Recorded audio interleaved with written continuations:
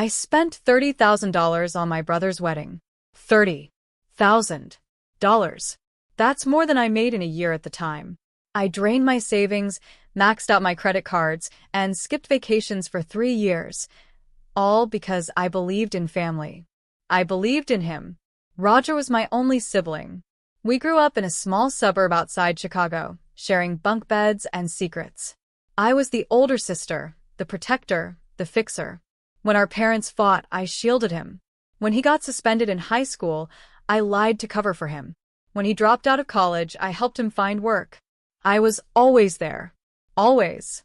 So when he told me he was getting married to Camila, this beautiful, smart, kind-hearted woman, I was thrilled. I wanted to give him the wedding of his dreams. I offered to help with the venue, the catering, the flowers. I even paid for the rehearsal dinner and the honeymoon suite. I didn't think twice. That's what family does, right? But then the invitation arrived. It was a sleek black envelope with gold lettering. Very chic. I opened it, expecting to see my name, maybe a sweet note. Instead, I saw this. Madison +1, if she's hot. I froze. I read it again. And again. My hands started shaking. My heart dropped into my stomach. I thought it was a joke. A typo. Something meant for someone else. But no, it was addressed to me. My name. My address. My humiliation. +1 if she's hot. That wasn't just disrespect. That was cruelty. That was Roger telling me, after everything I'd done, that I was a joke. That I wasn't worthy of dignity. That my presence was conditional on being attractive enough to entertain his friends. I sat on my couch for hours, staring at that card. I cried. I screamed. I almost tore it up. But then something shifted. I remembered Stefania. She was a woman Roger had dated years ago. A whirlwind romance that ended in disaster. He'd borrowed money from her, thousands, promising to invest it in a startup. Instead, he ghosted her, left her with debt collectors, and moved on like nothing happened. I hadn't spoken to her in years, but I remembered the pain in her voice when she called me, begging for help. And suddenly, I knew what I had to do. I wasn't going to confront Roger. I wasn't going to yell, or beg, or plead. I was going to show up. And I was going to bring Stefania. Not as a date. Not as a guest. But as a reckoning. Because this wasn't just about me anymore. This was about every woman Roger had used, lied to, discarded. This was about justice. So I called Stefania. I told her everything. The invite. The wedding. The years of manipulation. And I asked her one question. Do you want to help me end this? She didn't hesitate. We met at a cafe downtown. She brought a folder, thick, heavy, filled with documents, screenshots, bank statements, emails. Proof. Evidence. Truth. We spent hours organizing it, preparing it, planning every moment. And then, on the day of the wedding, we walked into that venue like two women on a mission. What happened next changed everything. The bride. The guests. The ceremony. The collapse. Roger's secrets spilled out like wildfire. Camila left him. His job fired him. Stefania sued and won. Our parents tried to defend him, even hired a fake witness to smear us. But the truth was stronger. The court saw through the lies. Roger lost everything, his reputation, his career, his family support. And me? I walked away. I cut ties. I found peace with Stefania. And I realized something powerful. Chosen bonds are stronger than blood ties. This isn't a story about revenge. It's a story about justice. About standing up. About reclaiming your voice. So if you've ever been betrayed by someone you loved, if you've ever been made to feel small, invisible, replaceable, this story is for you. Stay with me. Because what you're about to hear, the full truth, is more explosive than you can imagine. Before the betrayal, before the wedding, before the folder of truth shattered everything, there was just me and Roger. We grew up in a modest two-bedroom house in Naperville, Illinois. Our parents weren't rich, but they worked hard. Dad was a mechanic, Mom was a nurse. They were always tired, always stressed, but they loved us in their own complicated way. Roger was born 3 years after me. I still remember the day he came home from the hospital. I was too young to understand what a baby meant, but I knew he was mine. My little brother. My responsibility. From the beginning, Roger was charming. He had this smile that could melt anyone. Teachers adored him. Neighbors spoiled him. Even when he messed up, which was often, people forgave him. He had that kind of magic. But I saw the cracks early. In third grade, he stole candy from the corner store. I covered for him. In middle school, he cheated on a math test. I helped him redo the homework. In high school, he lied about being bullied to skip class. I defended him to our parents. I wasn't just his sister. I was his shield. And I didn't mind. I loved him. I believed in him. I thought he'd grow out of it, the lies, the manipulation, the shortcuts. I thought he'd become the man I knew he could be. When I got my first job at a local bookstore, I saved every penny. Roger wanted a new bike. I bought it. He wanted concert tickets. I found a way. He wanted to go to prom in style. I rented him a tux. I was always giving, always sacrificing. And when he dropped out of college after one semester, I didn't judge. I told him it was okay, that not everyone's path was the same. I helped him find a job at a marketing firm downtown. I even drove him to interviews, prepped him for questions, bought him a new suit. He got the job. And he was good at it. Really good. Roger had a gift for persuasion. He could sell anything to anyone. He climbed the ranks fast. Promotions, bonuses, praise, it all came pouring in. And I was proud. So proud. But then came the women. Roger dated a lot. And I mean a lot. He was never single for long. And his relationships always ended the same way. Suddenly, dramatically, and with the woman left confused or hurt. I started noticing patterns. He'd borrow money. He'd make promises. He'd disappear. I confronted him once, after Stephania called me crying. She said Roger had taken $15,000 from her, claiming he was launching a tech startup. Then he ghosted her, blocked her number, moved on. I was furious. I demanded answers. He laughed. She's exaggerating, he said. She knew the risks. I wanted to believe him. I really did. But something in his tone, it chilled me. Still, I stayed loyal. I told myself he was young, that he'd learn, that he'd change. When he met Camila, I thought, finally. She was different. She was grounded, intelligent, kind. She worked in finance, had her own apartment, volunteered on weekends. She wasn't dazzled by Roger's charm. She challenged him, balanced him, and he seemed better, more stable, more serious. They dated for 2 years before getting engaged. And when he called me to share the news, he sounded genuinely happy. Madison, he said, I want this to be perfect. I want you to help me plan it. I cried. I said yes. I dove in head first. I booked the venue, a gorgeous lakeside estate in Wisconsin. I hired the caterers, the florist, the DJ. I coordinated with Camila's family, managed the guest list, even designed the wedding website.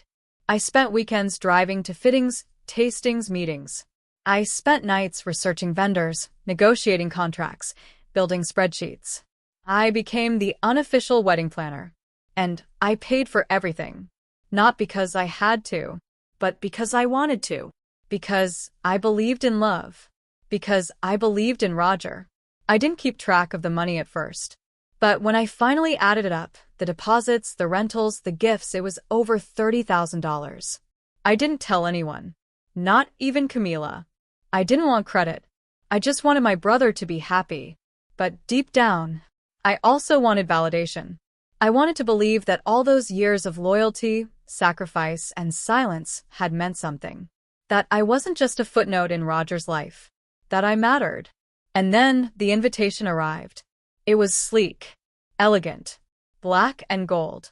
I opened it with trembling hands, expecting warmth, gratitude, maybe even love. Instead, I saw this. Madison +1, if she's hot. I stared at it for minutes, hours, days. I felt like I'd been punched in the gut.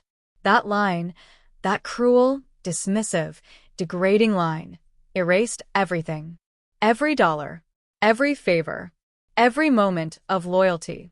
It told me, in no uncertain terms, that I was nothing more than a joke, a prop, a placeholder. I didn't sleep that night, or the next. I kept replaying our childhood, our memories, our bond. Was it all fake? Was I just blind?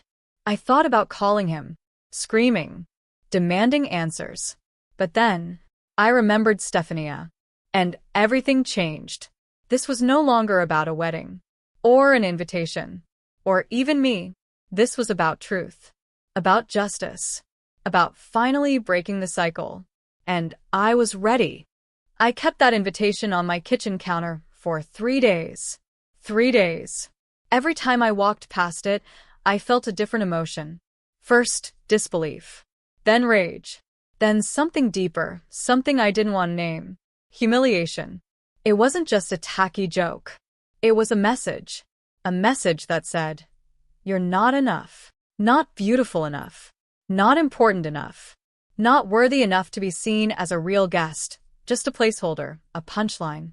And the worst part? It came from my own brother. I kept asking myself, why? Why would he do this? After everything I'd done, the money, the planning, the loyalty, why would he reduce me to a joke? I thought about calling him. I drafted the text 100 times.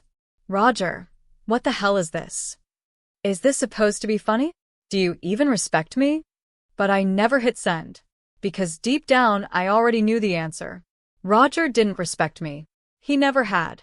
He loved what I did for him. He loved the convenience of having a sister who would clean up his messes, pay his bills, lie for him, defend him. But he didn't love me.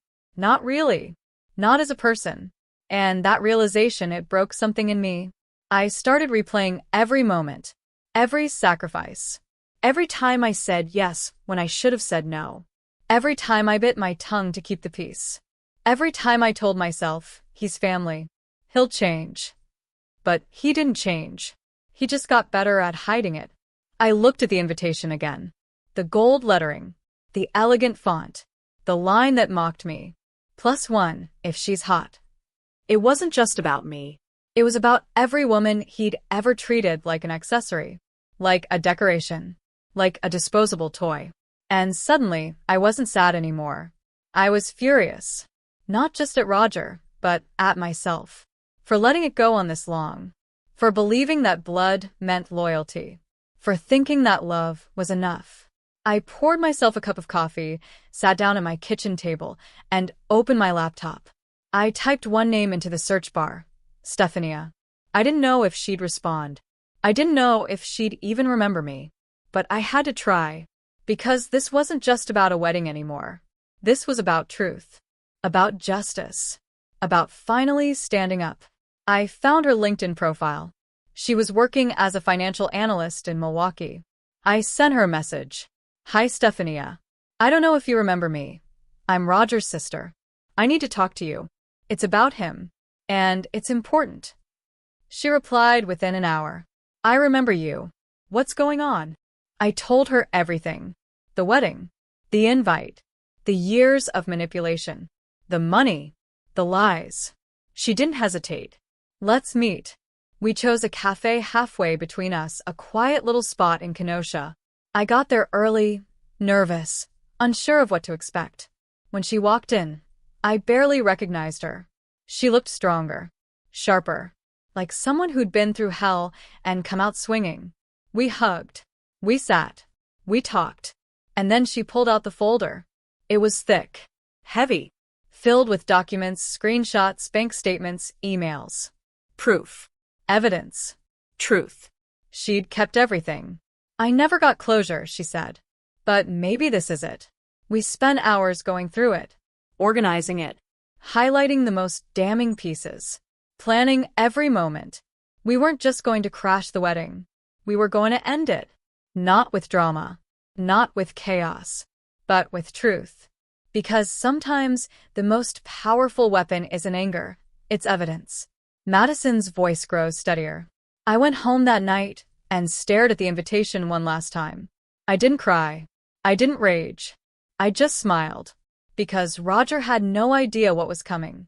He thought he could humiliate me. dismiss me, reduce me to a joke. But he forgot something important. I wasn't just his sister. I was his reckoning. Headphone music fades out. Madison's voice softens. And the wedding? It would be the stage.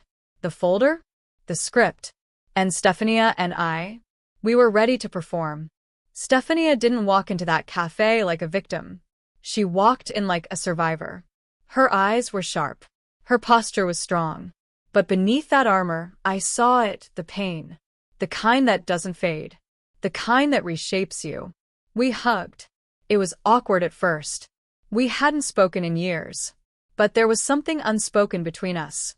A shared understanding. A shared wound. We ordered coffee. Sat by the window. And then she began to speak. I met Roger at a networking event, she said. He was magnetic. Confident. Funny. He made me feel seen. She was working in finance at the time. Smart, ambitious, independent. She wasn't looking for love, but Roger had a way of slipping past defenses. They started dating. It was fast. Intense. He showered her with compliments, gifts, promises. He talked about building a future together, a business, a home, a life. He said he had an idea for a startup, she continued. Something revolutionary. He needed capital. He said I was the only person he trusted. She hesitated. Her voice cracked. I gave him $15,000. She wired it directly to his account. No contract. No paperwork. Just trust. And then he vanished. No calls. No texts. No explanations. She tried reaching out. He blocked her. She went to his office. He'd quit. She contacted his parents. They brushed her off. I was drowning in debt, she said. I had to take out a loan to cover rent. I couldn't sleep. I couldn't eat. I felt stupid. Used. Her voice trembled. I reached across the table and held her hand. You weren't stupid, I said. You were kind. He took advantage of that. She nodded, but I could tell. The shame still lingered. She told me she'd spent months gathering evidence.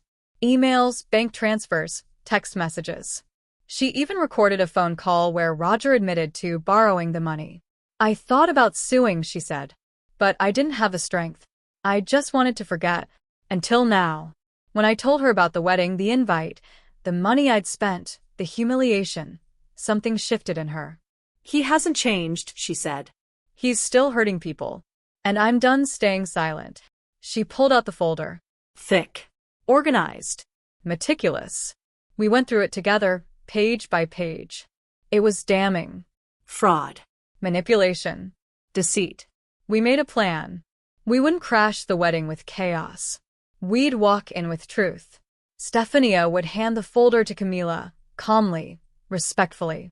No drama. Just facts. Because this wasn't about revenge. It was about justice. We rehearsed the moment. We printed extra copies. We even prepared a statement, in case anyone tried to silence us. And as we sat there, sipping coffee, surrounded by documents and memories, I realized something. Stefania wasn't just helping me. She was reclaiming her voice. She'd been silenced. Shamed. Dismissed. But now? She was ready to speak. I'm not doing this to ruin his life, she said. I'm doing this to protect others. To protect myself. I nodded. I felt the same. Roger had built a life on lies. On charm. On manipulation. But the truth was coming. And it was wearing heels. We left the cafe with a folder, a plan, and a promise. To each other. To ourselves. We would not be silenced. Not this time. The morning of the wedding felt surreal. I woke up before sunrise, heart pounding, mind racing. I stared at the ceiling, wondering if I was really going to do this. If Stefania and I were really about to walk into a wedding, Roger's wedding, and expose everything. But then I remembered the invitation. +1 if she's hot. And I remembered the folder. The lies. The debt. The women. The silence. Yes. We were doing this. I put on a navy blue dress, simple, elegant, powerful. Stefania wore a tailored blazer and slacks, her hair pulled back, her eyes fierce. We looked like women on a mission. Because we were. We drove to the venue together, a lakeside estate in Wisconsin. The sun was shining. Birds were chirping. Guests were arriving in pastel dresses and crisp suits. Laughter filled the air. It was beautiful. Perfect. A dream. And it was about to collapse. We walked in calmly. No drama. No theatrics. Just two women with a folder and a purpose. The ceremony was set to begin in 30 minutes. Camila was in the bridal suite. Roger was outside, greeting guests, flashing that same charming smile he'd used to deceive so many.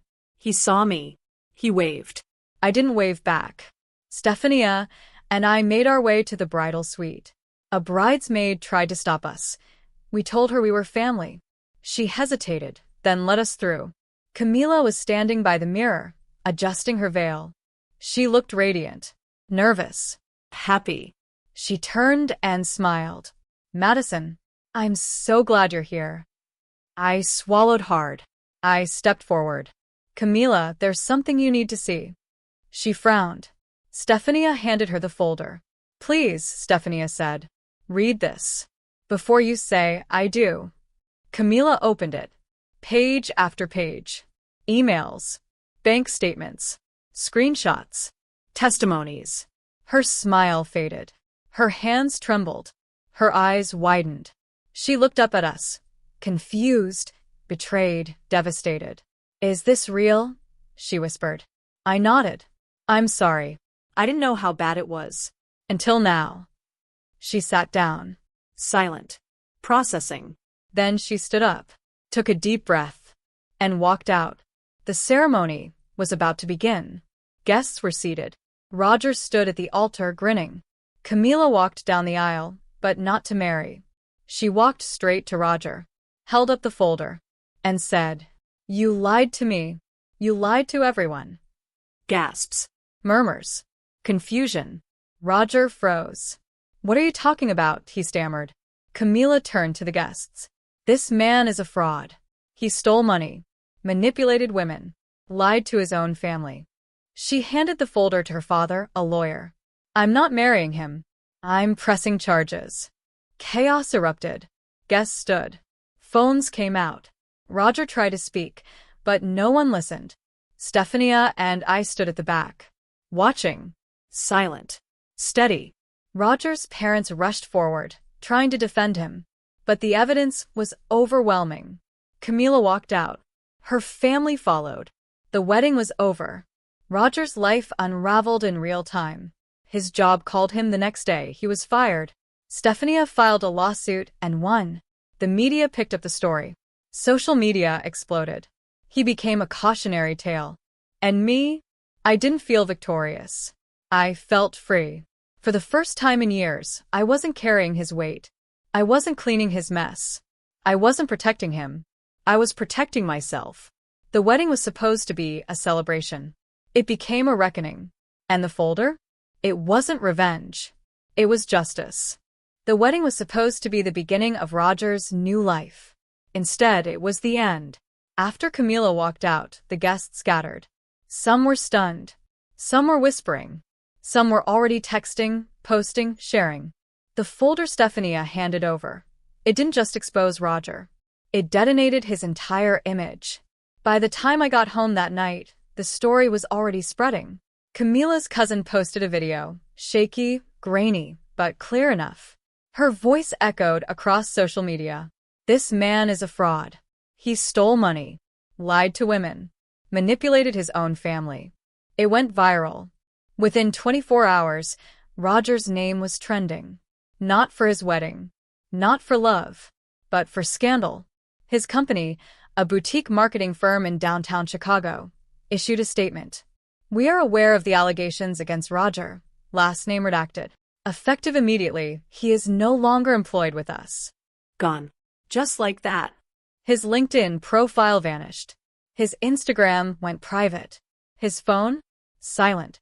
But the silence didn't last. Stefania filed a lawsuit. Civil fraud. Emotional damages. Financial recovery. She had everything, the folder, the recordings, the witnesses. Her lawyer was sharp, relentless and ready. Roger tried to fight it, claimed it was a misunderstanding, said Stephania was bitter, said I was jealous. But the evidence spoke louder. Emails, transfers, promises, Lies.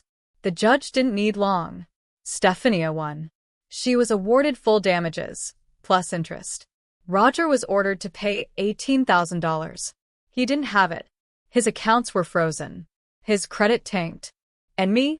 I watched it all unfold. Quietly. From a distance. I didn't gloat. I didn't celebrate. Because this wasn't about revenge. It was about truth. But the worst part wasn't the lawsuit, or the job loss, or the public disgrace. It was our parents. They didn't call me after the wedding. Not once. No, are you okay? No, what happened? No, we're proud of you for standing up. Instead, they called Roger. They comforted him, defended him, blamed me. You humiliated your brother, my mother said. You ruined his life, my father added. I tried to explain. I sent them the folder. I showed them the evidence. They didn't care. Family sticks together, they said. No matter what. Even when that family lies. Cheats. Steals. They hired a lawyer, not for Roger's defense, but to attack Stephania, to discredit her, to paint her as unstable, vindictive, manipulative. They even hired a fake witness, a woman who claimed Stephania had threatened Roger years ago. But under cross-examination, she crumbled. Her story didn't match. Her timeline was off. Her connection to Roger? Non-existent. The court saw through it. And so did I. That was the moment I knew. I wasn't just losing a brother. I was losing a family. I stopped calling, stopped texting, stopped trying. Because some ties, no matter how deep, are toxic. And cutting them? That's not betrayal. That's survival. Roger moved out of state, tried to start fresh. But the internet never forgets. His name was linked to fraud. His reputation? Shattered. Camila never looked back. She changed her number. Moved on. Built a new life. Stephania? She flourished. Paid off her debts. Took a vacation. Started a blog about financial literacy and emotional recovery. And me? I found peace. Not in revenge. Not in victory. But in truth. Roger's life unraveled. But mine? It finally began. The courtroom wasn't what I expected. It wasn't dramatic. It wasn't glamorous. It was cold. Quiet. Sterile. But the tension? You could feel it in the air. Like static before a storm. Stephania sat beside her lawyer, calm, composed, prepared. I sat behind her, clutching my notebook, heart pounding. Roger was there too. Smug. Dressed in a tailored suit. Flanked by his parents. His lawyer looked sharp, but nervous. This wasn't just a lawsuit. It was a reckoning. Stephania was suing for fraud, emotional damages, and financial recovery. She had the folder. The evidence. The truth. Roger's defense? Denial. She gave me the money willingly, he claimed. There was no contract. No fraud. But Stephania's lawyer was relentless. He presented emails, Roger promising to repay the money. Texts, Roger admitting he used it for personal expenses. A recorded phone call, Roger laughing about getting away with it. The judge listened, took notes, asked questions. And then came the twist. Roger's parents had hired a witness, a woman named Claire. She claimed Stephania had threatened Roger years ago. That she was unstable, vindictive, dangerous. She took the stand. Told her story. Painted Stephania as a manipulative ex. But something didn't add up. Her timeline was off. Her details were vague. Her connection to Roger? Thin. Stephania's lawyer cross-examined her. How did you meet Roger? At a party, she said. Which party? I don't remember. Do you have any messages between you? No. The judge leaned forward. Miss Claire, are you being compensated for your testimony? She hesitated. I don't know. The courtroom fell silent. The judge called for a recess. Investigated. And discovered the truth. Claire had been paid. By Roger's parents. To lie. The judge was furious. He reprimanded Roger's parents, disqualified Claire's testimony, and warned Roger's legal team. This court will not tolerate deception, he said. This is a place for truth. The trial resumed. Stephania's case was airtight. Her evidence was overwhelming. Her testimony? Honest, heartfelt, devastating. Roger tried to speak, tried to twist the narrative, but the judge wasn't buying it. After 3 days of testimony, cross-examinations, and evidence review, the verdict came. The court finds in favor of the plaintiff. Stephania won. She was awarded full damages, $18,000 plus interest. Roger was ordered to pay within 60 days. His accounts were frozen, his assets reviewed, his reputation Destroyed. I watched Stephania as the verdict was read.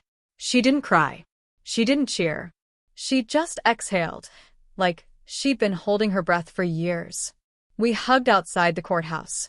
The sun was shining. The air was crisp. And for the first time in a long time, we felt free. Roger left without a word. His parents followed. Their faces were pale. Their silence? Deafening. I didn't chase them. I didn't explain. I didn't apologize. Because the truth had spoken. And it was louder than any lie. The courtroom wasn't just a place for justice. It was a place for closure. And we got both. Always thought family was unconditional. That no matter what happened, no matter how messy, how painful, how complicated, family would be there, would listen, would try to understand. But I was wrong. After the courtroom verdict, after Stephania won, after Roger's lies were exposed, I waited. I waited for a call, a message, a knock on my door, from my parents. But it never came. Instead, I got a voicemail. Madison, we're disappointed in you. You humiliated your brother. You embarrassed this family. I played it 3 times, just to make sure I heard it right. Disappointed in me. Not in Roger. Not in the man who stole, lied, manipulated, and betrayed. In me. The woman who spent $30,000 on his wedding. The sister who protected him for decades. The daughter who stood up for truth. I called them back. I needed answers. My mother picked up. Her voice was cold. You should have handled this privately, she said. You didn't have to ruin his wedding. I tried to explain. I told her about the folder, the evidence, the years of deceit. She didn't care. He's your brother, she said. You don't turn on family. I asked her if she'd read the documents, if she'd seen the proof. She hadn't. She didn't want to. We don't need to see it, my father added. We know Roger. He's a good man. I felt my throat tighten, my chest ache. You know the version he showed you, I said. Not the one he hid. They didn't respond. I told them about Stephania, about the debt, the manipulation, the lawsuit. They defended him. She's bitter, my mother said. She's trying to destroy him. I realized then they weren't just blind. They were complicit. They had enabled him, protected him, excused him. And now, they were attacking me. They hired a lawyer, tried to discredit Stephania, paid a fake witness, lied under oath. And when the truth came out, when the judge exposed their deception, they didn't apologize. They blamed me. You turned this into a circus, my father said. You should have stayed quiet. Stayed quiet. Like I always had. Like when Roger stole candy in 3rd grade. Cheated in middle school. Lied in high school. Manipulated women in adulthood. Stayed quiet. But not this time. I hung up the phone. Sat in silence. Let the grief wash over me. Because that's what it was, grief. I wasn't just losing parents. I was losing the illusion of love. The fantasy of unconditional support. The dream of a family that stood for truth. I cried. For hours. For days. And then, I stopped. Because I realized something powerful. Blood doesn't guarantee loyalty. DNA doesn't guarantee respect. Family isn't defined by genetics. It's defined by choice. By actions. By integrity. By love. And my parents? They chose Roger. They chose lies. So, I chose myself. I stopped calling. Stopped visiting. stopped hoping. I cut ties. Not out of anger, out of survival. Some people say family is everything, but I've learned something different. Sometimes, family is the thing you have to walk away from to find yourself. And that's okay, because the people who choose you, they're the ones who matter. After the courtroom, after the fallout, after the silence from my parents, I felt empty. Not angry, not bitter, just hollow. I had spent years building my identity around family, around loyalty, around sacrifice. And now, that foundation was gone. I didn't know who I was without it. I spent days in my apartment, curled up on the couch, staring at the walls. I didn't eat much. Didn't sleep much. I kept replaying everything: the wedding, the folder, the courtroom, the phone calls. And then, Stephania called. Hey, she said. I'm going hiking this weekend. Want to come? I hesitated. I hadn't been outside in days. But something in her voice, calm, steady, kind, pulled me out. We drove to Starved Rock State Park. The air was crisp. The leaves were turning. The trail was quiet. We didn't talk much at first. Just walked. Breathed. Let the silence heal us. And then halfway up the trail, Stephania stopped. You know, she said, I used to think I was broken. That what Roger did to me, the debt, the lies, meant I was weak. She looked at me. But I'm not broken. And neither are you. I felt tears sting my eyes. We sat on a rock, overlooking the valley, and we talked, for hours, about pain, about healing, about rebuilding. Stephania told me about therapy, about journaling, about learning to trust again. I listened. I shared. I cried. And for the first time in weeks, I felt hope. We started meeting every week. Coffee. Walks. Yoga. Sometimes we talked. Sometimes we just sat. But every time, I felt stronger. I started therapy, started writing, started cooking again. I cleaned my apartment, bought new plants, painted my bedroom. I was rebuilding. Not just my space, but myself. Stephania became more than a friend. She became family. She showed up. She listened. She supported. She never judged. And I did the same for her. We celebrated small wins, paying off a bill, finishing a book, going a day without crying. We built rituals: Sunday brunch, Friday night movies, monthly hikes. We created a life rooted in truth, in choice, in love. And slowly, the pain faded. Not completely. Not forever. But enough. Enough to breathe. To laugh. To dream. One night, we sat on my balcony, sipping tea, watching the stars. Do you ever miss them? Stephania asked. I thought about it. I miss the idea of them, I said. Not the reality. She nodded. Me too. We sat in silence. And it was peaceful. Because we weren't alone. We had each other. And that was enough. Healing isn't linear. It's messy. Slow. Unpredictable. But it's possible. And sometimes, the people who help you heal aren't the ones you're born to. They're the ones you choose. And that choice, it's powerful. So here I am. 1 year after the wedding that never happened. 1 year after the folder of truth. 1 year after I walked away from the people who raised me and walked toward the woman who helped me heal. And I'm still standing. Stronger. Clearer. Freer. I've learned a lot in this past year. About family. About loyalty. About truth. But most of all about myself. I used to think love meant sacrifice. That loyalty meant silence. That family meant obligation. But now? I know better. Love means respect. Loyalty means accountability. And family? Family means choice. I chose to stand up. I chose to speak out. I chose to protect myself, even when it meant walking away from everything I knew. And that choice, it saved me. If you're watching this, if you've made it this far, maybe you've been where I was. Maybe you've been betrayed by someone you trusted. Maybe you've been silenced, shamed, dismissed.